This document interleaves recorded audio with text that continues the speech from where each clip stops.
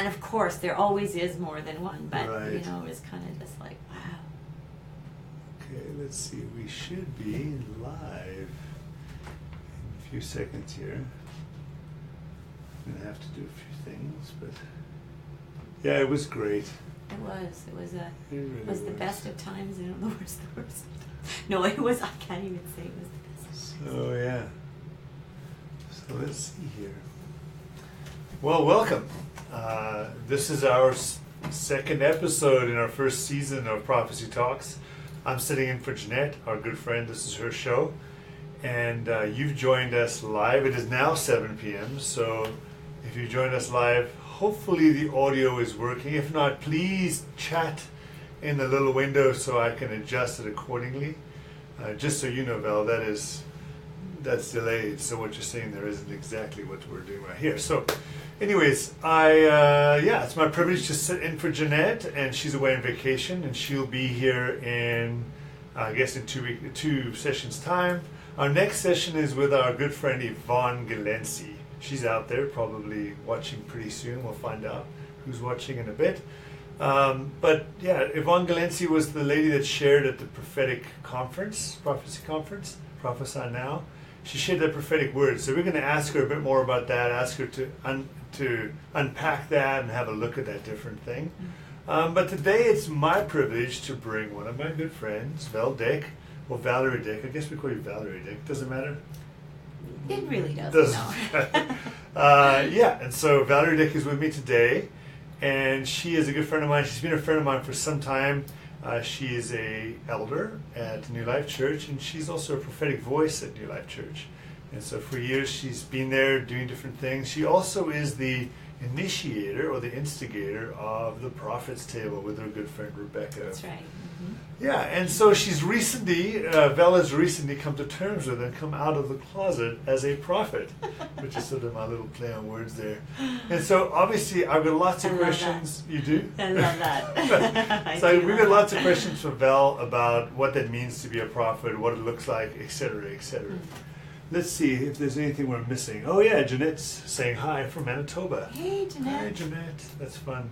From my home stomping grounds. There you go. Manitoba. Yeah. So thanks for coming. Yeah, thanks for having me. This is fun. Thanks for agreeing to do this. So it's only our second one. I think they're going to get a little more fun, and as we learn how to do it better. Oh, we're going to have fun. Yeah. No doubt. For sure. So I guess we should start with what is the Prophet's Table? Let's start with that a little bit. Tell us a little bit about your heart and your vision for the Prophet's Table. Okay. So we've had one in Kelowna, and we've also had one in Winnipeg. Oh, you've had two? Yeah, so we've actually had two. Right. And so it's just been a dream for Rebecca King, who's a good friend of mine. She's a prophet. She's from England. And we've been friends for 30-some years. Wow. And we always dreamt of doing something together. Okay. And so it's really been a bit of a life dream to do something together, as it is with your friends, right? It's so fun to do something. This is one of my dreams. To do this with you. And mine too. Mine too. And so I have to kind of admit that the Prophet's Table was a bit of a reactionary thing to just the exclusivity that we often felt was modeled, for prophets and for people who could prophesy. It was kind of like you had to be invited into this secret little circle. Right. And so we dreamt of a table which, speaks of inclusivity, dialogue, welcome, and communion. And lively debate like we do in our family. We've got some amazing discussions happening around tables. Right. And the point is not ever agreement. It's about being known and knowing one another. And it's a really intimate space. It is. Yeah. It is. And so for us, it was like, let's have a prophet's table, and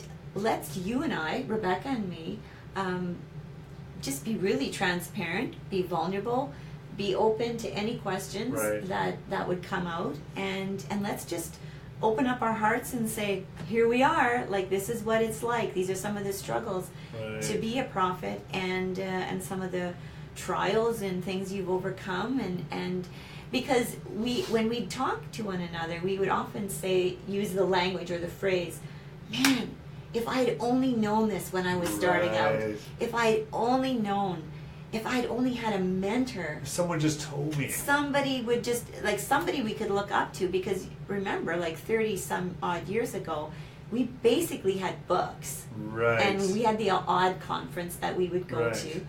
But we would devour books and Totally. cassette tapes. Right. And, there was just so little that we Right. could glean from. Or if you knew a prophet, they were kind of weird. Oh, and you're like, I don't know if I want to be that, but I've got these weird things going on. So. Yeah, exactly. So, and they weren't, by and large, accessible. No, they and were so not. that That's was true. another thing we wanted to model at Right. the Prophet's Table was accessibility, where Right. anybody could come and no question would be off the table. No question is off the table. Because that's how Right. family does it. Right. Family can ask anything they want. We can discuss anything without somebody feeling like they're out of the family. Exactly. Right. Everybody's exactly. in.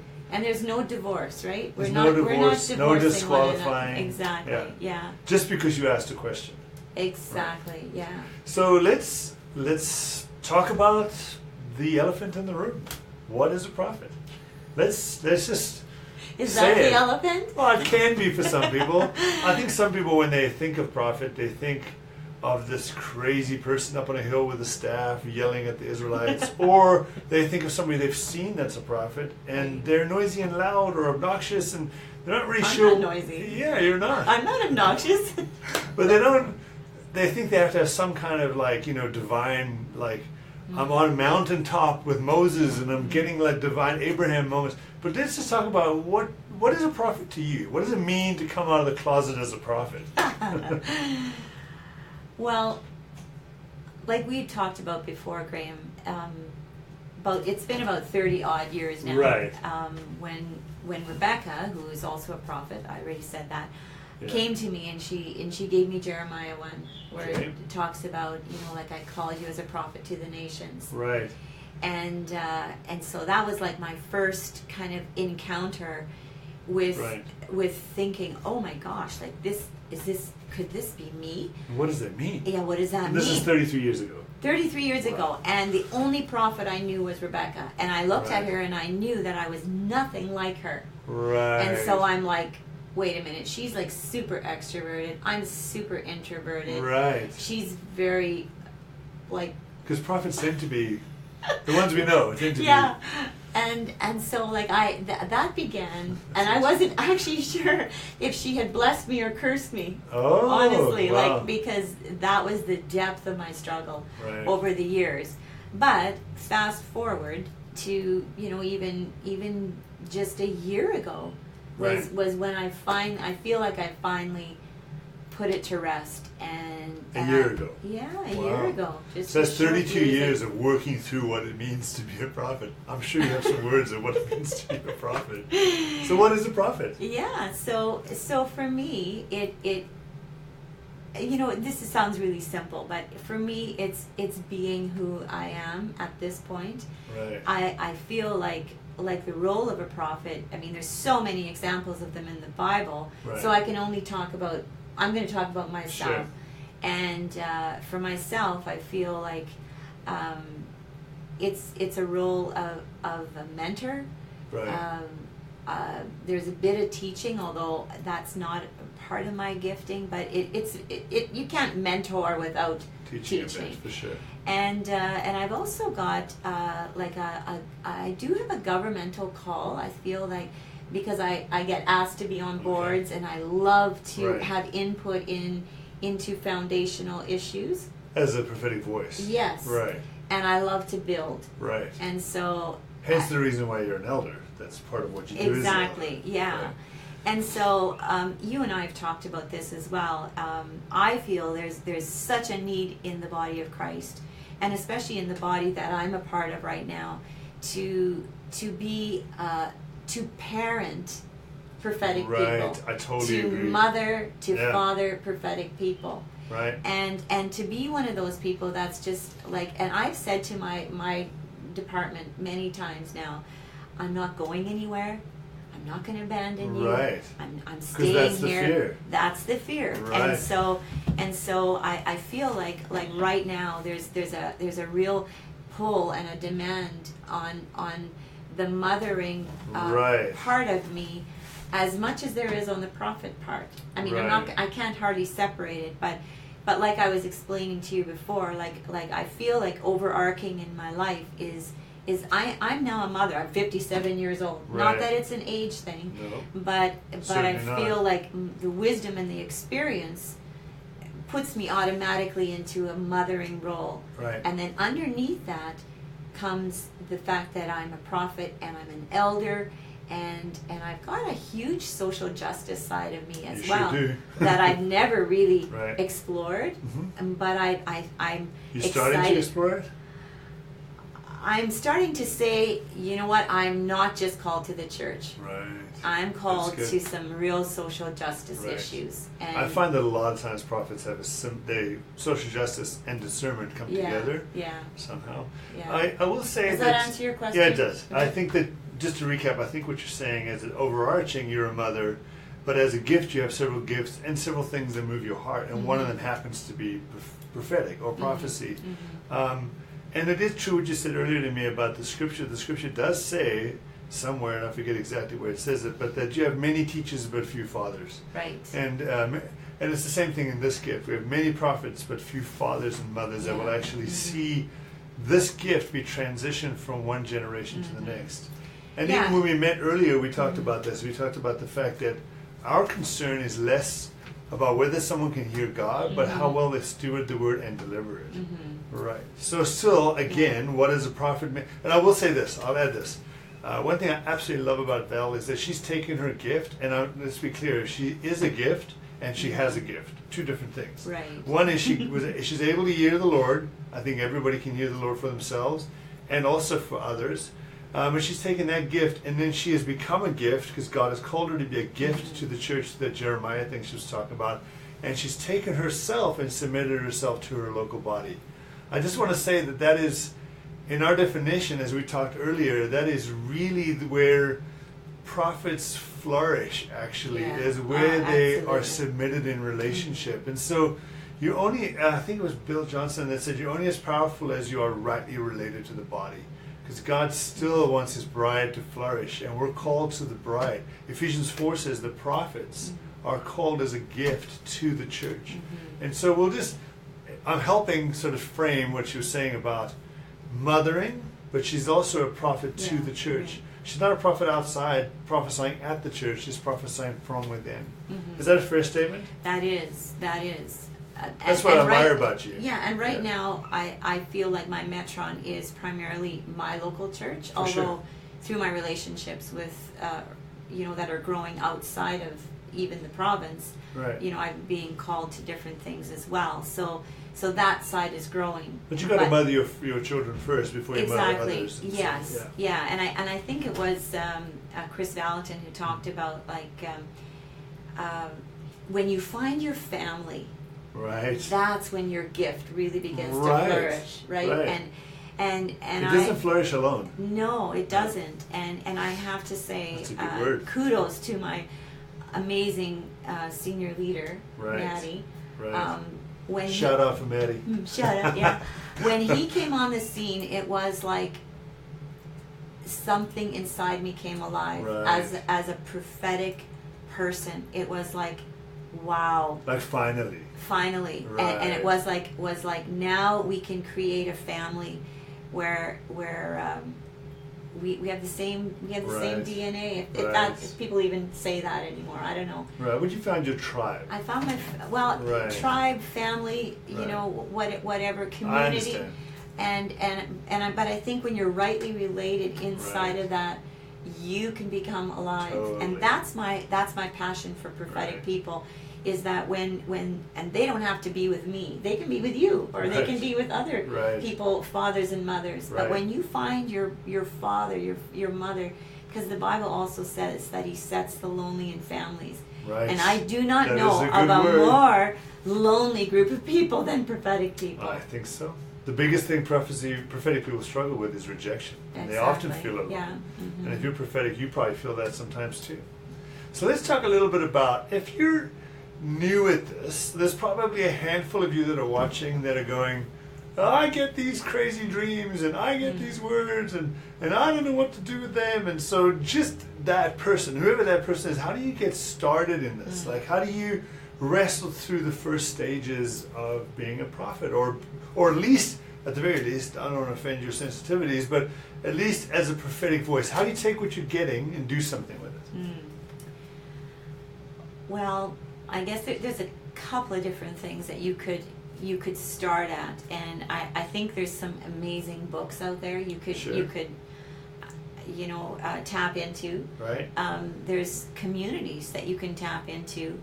I think if you're actually going to take your gifts seriously and you're going to start to want to grow it, you've got to start writing stuff down. You do. You got to journal. Got to journal. You've Right. got to start tracking it down, or writing it down so you can track it.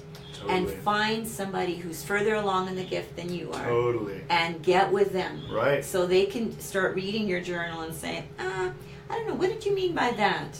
Right. And because I even in the last year, like, I've had some stuff and I've submitted it at places and I've been like, give me some feedback. Right. Like, give me some feedback. Tell me, like, chew it. That's like, that's a real humble approach. Don't just say, oh, that's a good word, Val. Right. Tell me, what did you like about it? What worked for you? Yeah, what did you like about it? What can we measure? What was true about What it was for true? you? And what did you mean? Like, Right. and so I found one person who did Who that does that with for me. you? She ripped it all apart, Right. and she said, what did you mean with this? Nobody talks like that anymore. Wow. And she just, like, critiqued the whole thing, and I loved that. Right. That shifted something Right. inside of me. So if you're starting out, I would say write it down, read. I read voraciously, Wow. book after book, anything that was out On about the the prophetic prophecy, yeah. ministry. I'll put some I links knew- in the video yeah. below so you guys can get Yeah, some books. because I still think Graham Cook has a series of 3 books that I still read. I'm reading it. It's on my bedstand Wow. right now. What are they called? Do you remember?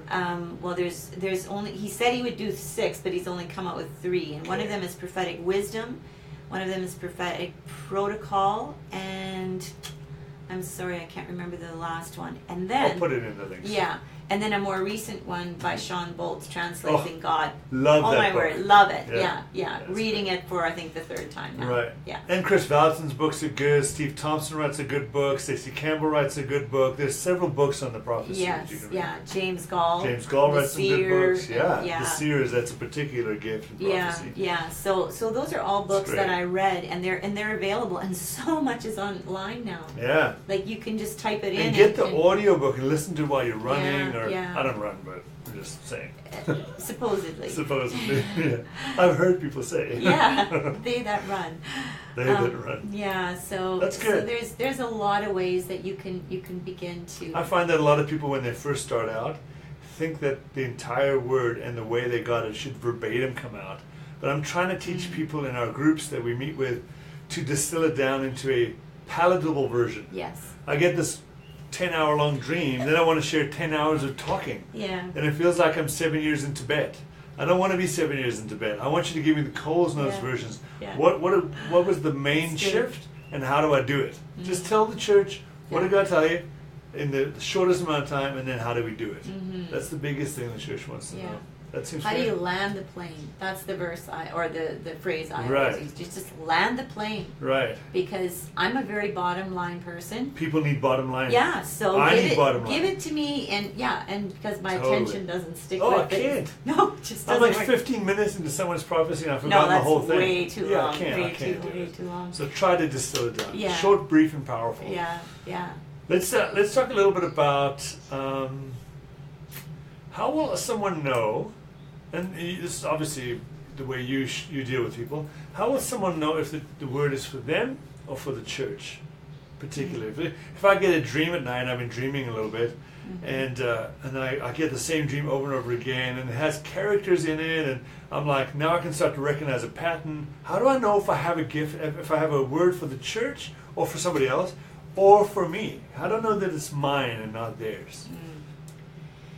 Well, I think actually, Graham, the same principle applies to dreams as to words. Okay.